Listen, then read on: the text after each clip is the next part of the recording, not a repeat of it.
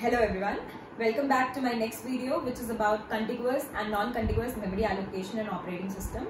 So जैसा कि हमने लास्ट वीडियो में डिस्कस किया था कि सेकेंडरी मेमोरी से हमें जो प्राइमरी मेमोरी है उसको हम प्राइमरी मेमोरी भी बोलते हैं, मेन मेमोरी, इसमें कैसे हमें एक प्रोसेस को या कितने भी चीजों को हमें ट्रांसफर करना है।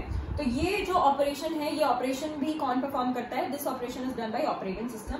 सो ऑपरेटिंग सिस्टम ही डिसाइड करेगा कि कौन सा प्रोसेस। देखो, एक बहुत सिंपल सी चीज है कि ऐसा नहीं है कि जितनी भी चीजें सेकेंडरी मेमोरी में है वो सारी ही चीजें हमें मेन मेमोरी में लानी है।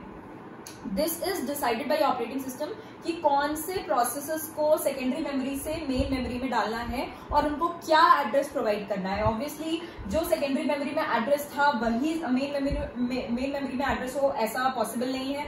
क्यों पॉसिबल नहीं है? क्योंकि सेकेंडरी मेमोरी का जो साइज था वो अलग है और मेन मेमोरी का जो साइज है वो बहुत कम है as compare to secondary memory. तो यहाँ पे जो मेन चीज की रिक्वायरमेंट है दैट इज एड्रेस ट्रांसलेशन, जो हमने लास्ट वीडियो में भी देखा था। क्यों? क्योंकि हमने ये देखा था कि जो सीपीयू है वो लॉजिकल एड्रेस रीड करता है, वो लॉजिकल एड्रेस जनरेट करता है। क्यों? क्योंकि सेकेंडरी मेमोरी को एक्सेस करने के लिए सीपीयू को लॉजिकल एड्रेस की जरूरत पड़ती है। बट क्योंकि अभी हम मेन मेमोरी यूज कर रहे हैं, तो मेन मेमोरी यूज करने के लिए सीपीयू को क्या करना पड़ेगा? लॉजिकल एड्रेस को कन्वर्ट करना पड़ेगा, ट्रांसलेट करना पड़ेगा। किसमें? फिजिकल एड्रेस में। तो इसके लिए किस चीज की जरूरत है? ट्रांसलेशन की। और इसी चीज को हम बोलते हैं एड्रेस ट्रांसलेशन।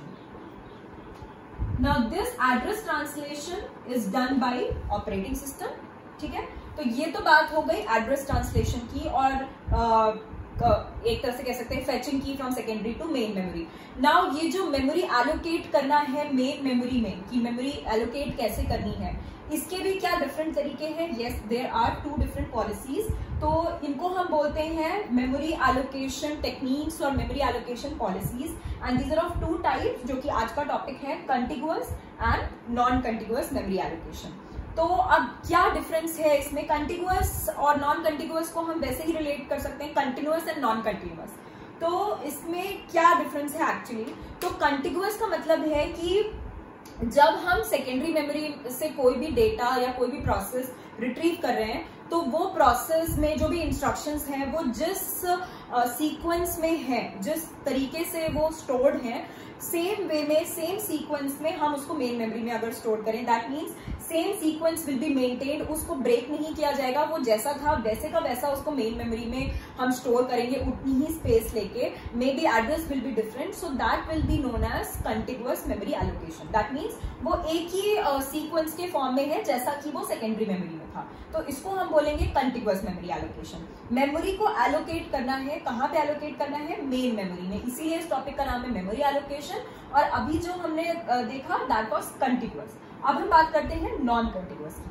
तो what is non contiguous? Non contiguous का मतलब है कि अगर हम प्रोसेस को ब्रेक कर दें, और ब्रेक करने का मतलब कंपल्सरीली ब्रेक करें ऐसा जरूरी नहीं है, लेकिन जिस तरह की रिक्वायरमेंट है वैसा। क्यों हम ब्रेक करें? ताकि हम मेन मेमोरी में जहां जहां पे भी जगह अवेलेबल है उसको हम डिफरेंट लोकेशंस पे स्टोर कर सके। एक ही चीज को जो कि हमने सेकेंडरी मेमोरी से अचीव की थी या रिट्रीव की थी, लेकिन उसको मेन मेमोरी में हम अलग अलग लोकेशंस पे अगर हम स्टोर करते हैं, अलग अलग लोकेशंस का मतलब है कि वो कंटिगुअस फॉर्म में नहीं है, इट इज नॉन कंटिगुअस। तो इस टाइप के जो मेमोरी एलोकेशन है इसको हम बोलेंगे non contiguous memory allocation. Okay, now इसको समझने के लिए we will see one example for both contiguous as well as non-contiguous. So let's see the example of contiguous memory allocation. तो अगर हम कंटिगुअस मेमोरी को एक एग्जांपल के थ्रू एक्सप्लेन करें, so the best example would be array, क्योंकि array data structure हम सब ने ही पढ़ा है, and we all know that array is a data structure which contains the similar type of elements and all the elements are stored in a sequential manner. तो sequential manner का मतलब ये है कि हर एक यहाँ पे जो एलिमेंट का एड्रेस है वो एक सीक्वेंस के फॉर्म में होगा। फॉर एग्जाम्पल, अगर मैंने ये 0 से स्टार्ट किया तो this will be 1, this will be 2, 3, 4, 5 and nth number. Okay, तो ये हमारा जो एक डेटा स्ट्रक्चर है which is also required for storage of data. So यहाँ पे everything will be stored in a sequential manner, और इसके लिए हम कोई भी इंडेक्स नंबर या कोई भी ith इंडेक्स नंबर जो है वो हम यूज कर सकते हैं for accessing any kind of element. तो यहाँ पे आप देख सकते हो कि इसका एक सबसे बड़ा फायदा क्या है कि यहाँ पे अगर हमें किसी भी एलिमेंट को एक्सेस करना है तो उसके लिए हमारा जो एक्सेस टाइम है, जो कि हमारा एक इंपॉर्टेंट कैरेक्टरिस्टिक था जो हमने स्टार्टिंग में देखा था, वो बहुत क्या होगा, लेस होगा। क्यों लेस होगा, फास्ट होगा, लेस होगा, क्यों होगा? क्योंकि यहाँ पे इंडेक्स दिया हुआ है, तो किसी भी एक पर्टिकुलर एलिमेंट को सर्च करने के लिए अगर हमने इंडेक्स यूज किया, so it will be very easy to access any kind of element. तो यहाँ एक्सेस टाइम कम होगा। पर क्या ये हर टाइप के सिचुएशन के लिए अच्छा होगा? तो इसके लिए हम एक एग्जाम्पल देखते हैं। सो फॉर एग्जाम्पल, मेरे पास जो अभी मेरा जो प्राइमरी मेमोरी है, मेन मेमोरी है, उसका करंटली अभी जो मेरे पास जो फ्री स्पेस है वो 10 KB का है। सो मेरे पास एक स्पेस है टोटल कितना, 10 KB का। 10 KB में मैंने बीच में कोई, क्योंकि ये कंटिन्यूअस है, तो जैसा कि हमारे सेकेंडरी मेमोरी में प्रोसेस स्टोर्ड था, उतना ही स्पेस जो है ये एक बार में किसमें लेगा, मेन मेमोरी में। तो कोई एक पर्टिकुलर प्रोसेस है, फॉर एग्जाम्पल PN, या हम बोल सकते हैं P5 नाम का कोई प्रोसेस है ना। P5 नाम का जो प्रोसेस है उसने यहाँ पे स्पेस लिया है 2 KB का इन अ कंटिन्यूअस फॉर्म। तो ये 2 KB का स्पेस इसने इस पर्टिकुलर पॉइंट से इस पर्टिकुलर पॉइंट तक लिया है, ठीक है। और ये टोटल 10 KB का है ना। तो अभी 2 KB के लेफ्ट साइड में 4 KB का स्पेस है और 2 KB के राइट साइड में भी हमारा क्या है, 4 KB का स्पेस है ना। अगर एक नया प्रोसेस आता है, फॉर एग्जाम्पल P1 और P5 लिया तो हम इसको ले लेते हैं P6। एक नया प्रोसेस आता है P6 और P6 को जो है वो मेन मेमोरी में आना है फ्रॉम सेकेंडरी मेमोरी, और उसका जो टोटल साइज है वो कितना है, 5 KB। And we are talking about the continuous memory allocation, मतलब हम प्रोसेस को ब्रेक नहीं कर सकते, हमें पूरा 5 KB का स्पेस चाहिए इस पर्टिकुलर P6 प्रोसेस को स्टोर करने के लिए। तो अगर हम इस जगह पर जाएं तो यहाँ पे मेरे पास टोटल 4 + 4 8 KB अवेलेबल है, बट एक साथ 5 KB अवेलेबल नहीं है। 4 KB यहाँ पे है और 4 KB यहाँ पे, तो मेरे पास टोटल 8 KB का स्पेस तो है, बट क्योंकि एक साथ नहीं है तो इस वजह से हम ये जो 5 KB का P6 प्रोसेस है इसको ना ही हम यहाँ पे स्टोर कर सकते हैं और ना ही यहाँ पे। तो instead of having space more than required, still we are not able to store our process P6. So ये प्रॉब्लम आती है किसमें, कंटिन्यूअस मेमोरी एलोकेशन में। Continuous memory allocation was used in the recent times frequently, बहुत ज्यादा use किया जाता था। अभी भी किसी किसी सिचुएशन में यूज किया जाता है जहां पे इस तरीके के मेमोरी एलोकेशन की जरूरत होती है। लेकिन इसमें एक सबसे बड़ी प्रॉब्लम होती है जो कि अभी हमने यहाँ पे देखी, कि हमारे पास स्पेस होते हुए भी हम उसको यूज नहीं कर पा रहे, क्योंकि हमारे पास इकट्ठी उतनी स्पेस अवेलेबल नहीं है जितनी की एक प्रोसेस को चाहिए। इसीलिए इस पर्टिकुलर प्रॉब्लम को हम बोलते हैं एक्सटर्नल फ्रैगमेंटेशन प्रॉब्लम। तो ये आपको हमेशा याद रखना है कि जो कंटिन्यूअस मेमोरी एलोकेशन है, इट इज फास्ट। क्यों? क्योंकि ये सीक्वेंशियल मैनर में है, तो एक्सेस करना जो है इसको बहुत इजी होगा, but it suffers from external fragmentation problem. तो इसका एक ये बहुत बड़ा डिसएडवांटेज होता है कि क्योंकि हर चीज कंटिन्यूअस मैनर में है, हम उसको डिवाइड नहीं कर सकते, हम उसको ब्रेक नहीं कर सकते। तो कई बार मेमोरी बहुत ज्यादा अवेलेबल होने के बावजूद भी, क्योंकि वो ब्लॉक्स में डिवाइडेड है, पूरी एक साथ अवेलेबल नहीं है, तो हम यहाँ पे मेमोरी एलोकेट नहीं कर पाते। तो यहाँ पे क्या हो गया, यूटिलाइजेशन हमारा कम हो गया मेमोरी का। सो दैट इज वाई ये एक बिगेस्ट डिसएडवांटेज है किसका, कंटिन्यूअस मेमोरी एलोकेशन का। सो यहाँ पे आपने अभी क्या क्या देखा कि सबसे पहला जो मेन फैक्टर था, एक्सेस टाइम जो है लेस है, फास्ट है। तो this is the one of advantage of continuous memory allocation. Second चीज, एड्रेस ट्रांसलेशन यहाँ पे इजी है। एड्रेस ट्रांसलेशन क्यों इजी है? क्योंकि ऑब्वियसली हमें ज्यादा इसमें कुछ ट्रांसलेट करना नहीं है, सिर्फ हमें एक टेक्निक यूज करनी है। क्यों?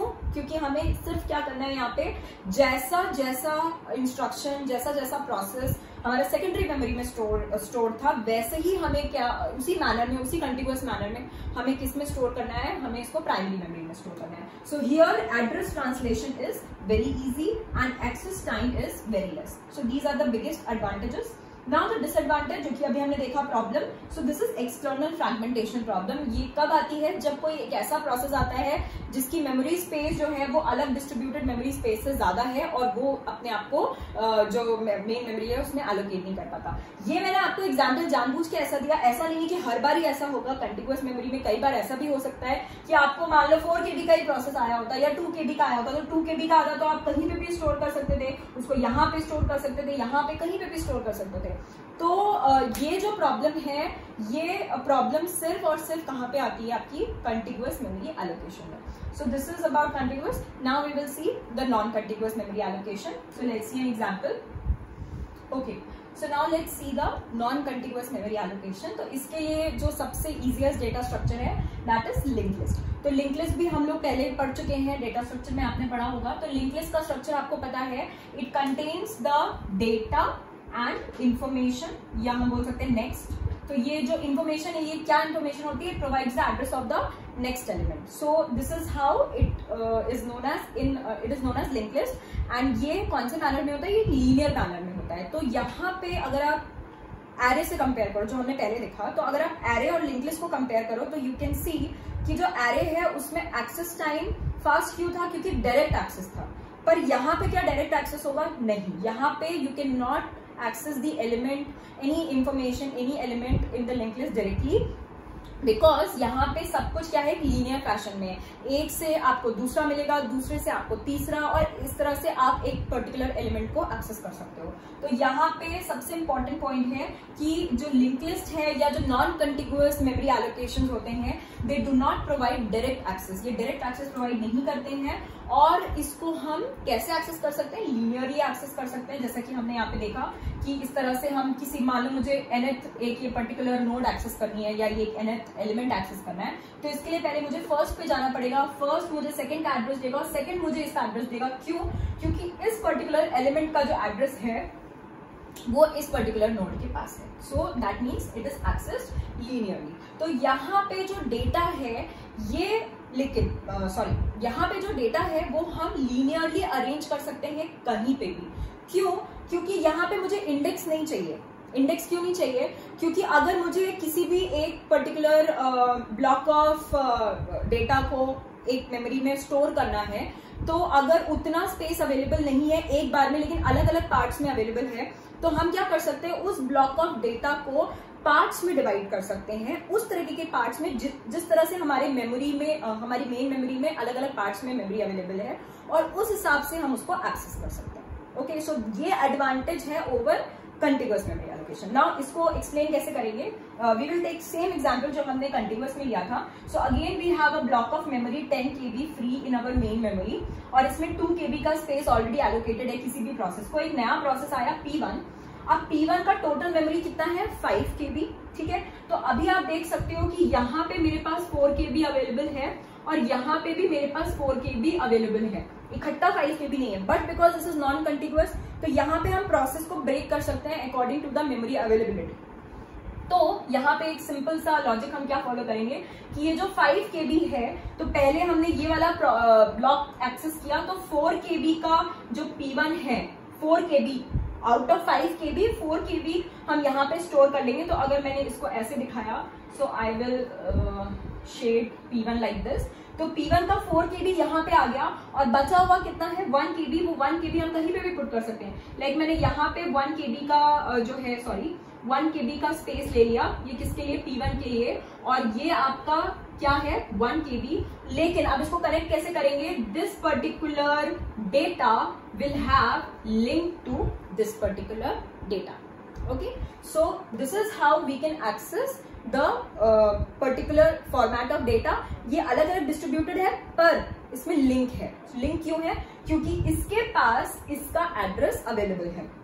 जैसे कि हम लिंक लिस्ट में करते हैं, ऐसा नहीं है कि सिर्फ लिंक लिस्ट ही एक ऐसा डेटा स्ट्रक्चर है। ये हम लिंक लिस्ट डेटा स्ट्रक्चर को फॉलो करके एक एग्जांपल ले रहे हैं। तो आप यहाँ पे देख सकते हो कि ऐसा नहीं है कि अलग अलग टोटल 8 KB की मेमोरी होने के बावजूद हम 5 KB को एलोकेट नहीं कर पाए। यहाँ पे हमने वो प्रॉब्लम रिमूव कर दी एक्सटर्नल फ्रैगमेंटेशन की, जो कंटिन्यूअस मेमोरी में आ रही थी। हमने यहाँ पे 5 KB को 2 पार्ट्स में डिवाइड किया, एक 4 KB और एक 1 KB, और हमने अपना जो मेमोरी है उसको प्रॉपरली यूटिलाइज किया। So this is how non non contiguous memory allocation works. Okay, so ये आपका जो है मेन डिफरेंस है कंटिग्यूअस और नॉन कंटिग्यूअस में। अब आप यहाँ पे ध्यान से देख सकते हो कि क्या मेन, किसके क्या एडवांटेजेस है, किसके क्या डिसएडवांटेज है। तो आप याद रखो कि कंटिग्यूअस में मैंने आपको क्या एडवांटेजेस डिसएडवांटेजेस बताए थे, और नॉन कंटिग्यूअस का क्या होगा। नॉन कंटिग्यूअस के अगर हम एडवांटेजेस की बात करें तो एडवांटेजेस में पहला एडवांटेज इसका ये होगा, it has no external fragmentation problem. यहाँ पे कभी भी एक्सटर्नल फ्रैगमेंटेशन क्यों नहीं होता है। फ्रैगमेंटेशन मतलब क्या होता है, fragments are how do we divide it. तो यहाँ पे हम डिवाइड कर पा रहे हैं, वहां पे हम डिवाइड नहीं कर पा रहे थे, तो इसीलिए यहाँ पे कभी भी एक्सटर्नल फ्रैगमेंटेशन की प्रॉब्लम नहीं आएगी। बट इसका डिसएडवांटेज क्या है, डिसएडवांटेज इसका क्या हो सकता है, आप सोचो। सबसे बड़ा इसका डिसएडवांटेज यही है कि यहाँ पे कंपैरेटिवली जो एक्सेस है वो क्या होगा, इट विल बी स्लो। जो आपका एक्सेस टाइम है एज कंपेयर टू द कंटिग्यूअस, क्योंकि वहां पे हम डायरेक्टली एक्सेस कर सकते थे, वो यहाँ पे क्या होगा, स्लो होगा। So this is the advantage and this is the disadvantage of contiguous and non contiguous memory allocation. So ये जो वीडियो था, this was all about the main difference और what is the main concept of contiguous and non-contiguous memory allocation. Thank you so much. Please do subscribe and like my videos. Do click on the bell icon given below my videos. Thank you.